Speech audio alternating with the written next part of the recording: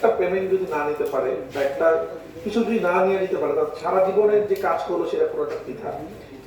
তো সেটা আমি আমার জায়গা থেকে আহ্বান জানাই যে কতটুকু করা যায় এটা সবাই মিলে যদি এটা করতে পারি, তাহলে আসলে তাদের একটা নিশ্চয়তা থাকবে যে আমি যখন চলে যাব আমার এটা থাকবে। আজকে একটা পুলিশ বলেন, আর্মি বলেন, হোয়াটএভার যারা জব করে, তাহলে যদি নিশ্চয়তা থাকে যে কোনো কারণে আমি যদি মারা যাই এখন একটা দিবে। তা আমরা একটা শুরু করলাম, এখন অনেক প্রযোজক বা পরিচালক সেটা মারা যেতে পারে, তারা হেল্পটা করলো না, তখন কি হবে? সে হেল্প পাবে না। তাকে যেন গভর্নমেন্ট ভাবে হোক অথবা এফডিসির মাধ্যমে হোক অথবা সিস্টেমের মাধ্যমে হোক, সংগঠনের মাধ্যমে তাকে হেল্পটা করা যায় যে কোনো মানুষ যদি মারা যায় তার ফ্যামিলিকে আমরা এতটুকু এটা দিব। এটা কিভাবে করা যায় সেটা আমি চাই যারা এখানে আছেন তারা দেখুন আমাদের জায়গা থেকে যদি হেল্প করা দরকার হয় আমরা করবো। এটা করাটা খুব দরকার আমাদের ক্ষেত্রে আসলে। মনির ভাইয়ের কথা বলতে চাই, মনির ভাই আসলে একজন সত্যিকারের হিরো। আমি তো সেটা ছিলাম। আমরা চাচ্ছিলাম যে আমাদের সিনেমাটা যতটুকু পারি বাংলাদেশে শুট করা যায় কিনা, কারণ বাংলাদেশে শুট করে বাংলাদেশের টেকনিশিয়ানরা এই কাজটা পায়, তাদের কাছে আসলে কৃতিত্বটা যায়। তো এই শটটা তার দেওয়ার কথা ছিল না, তো সে বললো সে দিবে। সে খুবই হাসি খুশি মানুষ যখন শটটা দিল, শট দেওয়ার পর কিন্তু সে সবার সাথে সেলফি তুলেছে, হাসাহাসি করছে এবং সে বলেছে যে দেখিয়ে দিলাম কেমন হইলো, কেমন লাগছে সবার কাছে, সিনেমা হলে কেমন লাগবে।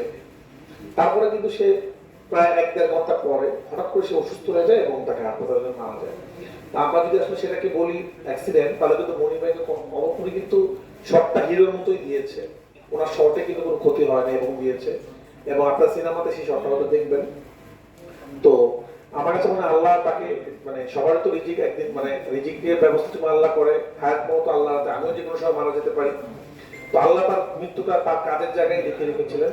তা আমরা তাকে শ্রদ্ধা জানাই, এই জন্য আমরা বলেছি তারাই রিয়েল হিরো, যাদেরকে খুব একটা দেখা যায় না স্ক্রিনে কিন্তু তারা আসলে কাজটা করে যান। তো আমার পরিবেশের সাথে খুব একটা পরিচয় শুটিং তার সাথে আমার দেখা হয়েছে, খুব হাসি খুশি মানুষ ছিল এবং শট দেওয়ার পরেও বলতেছিল যে আমি কেমন শট দিলাম এবং ছবিও তুলেছিল খুব স্টাইল করে। তো আমি যখন শুনতে পারলাম হঠাৎ করে আমি স্তব্ধ হয়ে গেলাম যে একটু আগে যে মানুষটাকে দেখলাম সুস্থ, শট দেওয়ার পর সুস্থ, কথা বলতেছে, সেলফি তুলছে, হাসাহাসি করতেছে, বিরিয়ানি খাবে, হঠাৎ করে সে কিভাবে কিভাবে কিভাবে সম্ভব? এবং এত অল্প বয়সে, মানে খুবই বয়সও খুব বেশি ছিল না। তা আমি তার ফ্যামিলির সাথে যতক্ষণ পর্যন্ত অ্যাম্বুলেন্সটা ঢাকায় যাচ্ছিল আমি লাইনে ছিলাম এবং আমি তখনই আমরা বলেছি যে আপনারা টেনশন করবেন না, শুনতে পেরেছি ওনাদের বাচ্চা আছেন, তাদের যতটুকু পারা যায় আমরা হেল্প করব। এবং আমরা আসলে এমন বলতে চাই না, আমরা চেষ্টা করেছি আমাদের জায়গা থেকে এবং আমাদের আরো যারা শিল্পীরা আছেন এই সিনেমার, খুব ফাস্ট হয়েছে তো জিনিসটা। তারা বলেছেন কেউ চেষ্টা করছেন যে ওদের বাচ্চাদেরকে স্কুলে পড়ানোর খরচটা দিতে পারেন কিনা, আবার আমরা শুনছিলাম যে একজনকে ভ্যান কিনা, মানে যতটুকু পারা যায় তাদেরকে আমরা হেল্প করতে চাই। কিন্তু এরকম একজন দুজন পার্সোনালি হেল্প করলে একজন মনির ভাইয়ের তো ব্যবস্থা হয়ে যাবে, কিন্তু আরো হাজারো মনির ভাই যারা আছেন তাদের জন্য আমাদের চিন্তা করতে হবে।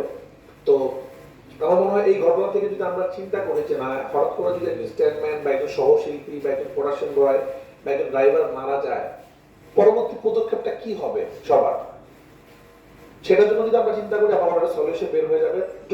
যখন শুরু হবে তখন মনির ভাইকে আমরা আজীবন মনে রাখবে যে মনির ভাইয়ের মাধ্যমেই এই জিনিসটা শুরু হয়েছিল, যে একজন টেকনিশিয়ান হঠাৎ করে যদি মারা যায়, একটা টেকনিশিয়ান যদি কিছু হয়, এই সিস্টেমের ওয়েতেই তাকে হেল্প করা হবে আসলে। তো সবাইকে আসলে ধন্যবাদ, সবাই মনে করার জন্য দোয়া করবেন, বাচ্চাগুলোর জন্য দোয়া করবেন, আল্লাহ যেন তাদেরকে মানুষের মতো মানুষ বানায়। এবং আরেকবার বলতে চাই যে যারা ক্যামেরার পিছনে কাজ করেন, যারা টেকনিশিয়ান, যারা সহশিল্পী, যারা স্ট্যান্ডম্যান, তারা কষ্ট করে কাজ করেন, তাদেরকে মানুষ চিনে না, তারাই আসলে সত্যিকারের হিরো। তাদেরকে বেশি বেশি আপনারা তাদের কথা বলবেন, আপনারাও সাংবাদিক ভাইদের বলতেছি, আপনারাও নিউজ করবেন। আমরা কিন্তু এন ক্রেডিট বলে একটা ক্রেডিট দিই সিনেমা, দর্শকদের উঠে যায়, ওই ক্রেডিটটা দেখে না। আমাদের কিন্তু যে চা দেয় যে ড্রাইভার তার কথাও থাকে। একটা সিনেমা যখন ওয়ার্ক করে আমরা বলবো যে ডিরেক্টর, পরিচালক, নায়ক নায়িকা, এদের পাশাপাশি তাদেরকেও যদি আপনারা তাদের কথা ভালোভাবে বলেন যে এই সিনেমা এরা ছিল পিছনের মানুষ, তারা আরো উদ্বুদ্ধ হবে কাজ করার জন্য। সবাইকে অনেক অনেক ধন্যবাদ। আসসালামু আলাইকুম। সন্তানের ব্যাপারে তিনি দায়িত্ববান। প্রযোজনা সংস্থা পাই যেরকম আছে, রাফি ভাই আছেন, শাকিল ভাই আছেন, শাকিব ভাই, এই দুইটি সন্তানের দিকে এই গণমাধ্যমের ভিডিওর মাধ্যমে আপনার কাছে, আমাদের মঞ্চে থাকা, মঞ্চের বাইরে থাকা সকলের মাধ্যমে আমি অনুরোধ করতে চাই, আপনি চাইলে আপনার দুই সন্তানের কিছুটা ভাগ এই দুইটি শিশুকেও দিতে পারেন, এটি আমার অনুরোধ।